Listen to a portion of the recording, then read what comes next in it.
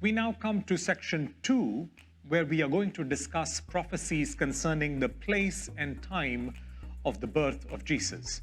Section 1 discusses the prophecies concerning the lineage of the Messiah, and this is a section where we discuss the place and time of the birth of Jesus. This is Micah chapter 5, verse 2.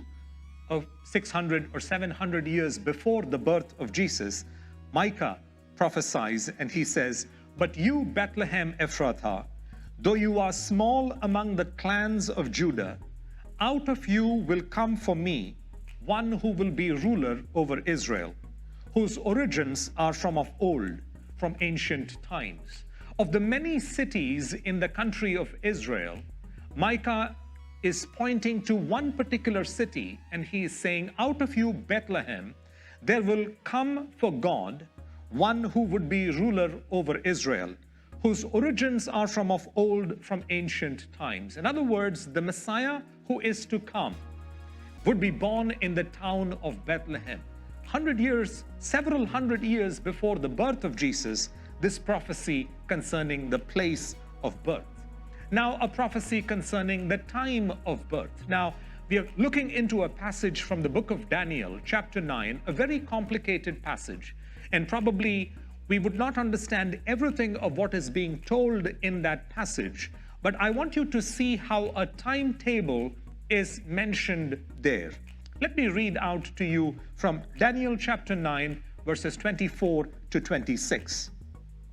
70 sevens are decreed for your people and your holy city to finish transgression, to put an end to sin, to atone for wickedness, to bring in everlasting righteousness, to seal up vision and prophecy, and to anoint the most holy place.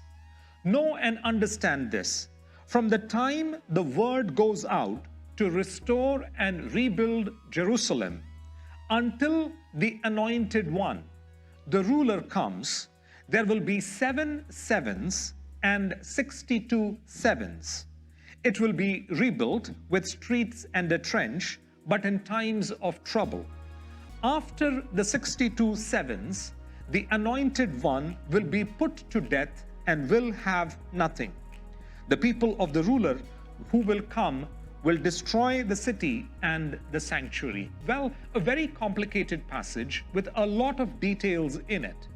But I hope you have picked up the fact that they speak about 70 sevens. Scholars of the Bible are of the opinion that each 7 refers to 7 years. So 70 sevens means 70 times 7 years. And therefore it says, from the time the word goes out to restore and rebuild Jerusalem. So from that time, you start your calculation. There will be 7 sevens and then 62 sevens. It will be rebuilt, that is, the city of Jerusalem would be rebuilt with streets and a trench, but in times of trouble. After the 62 sevens are over, the anointed one will be put to death. The Hebrew word for the anointed one is the word from which we get the English word Messiah.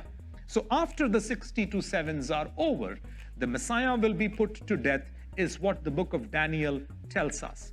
In other words, the book of Daniel speaks about a timetable that God has concerning the coming of the Messiah into this earth, and even a time for his death.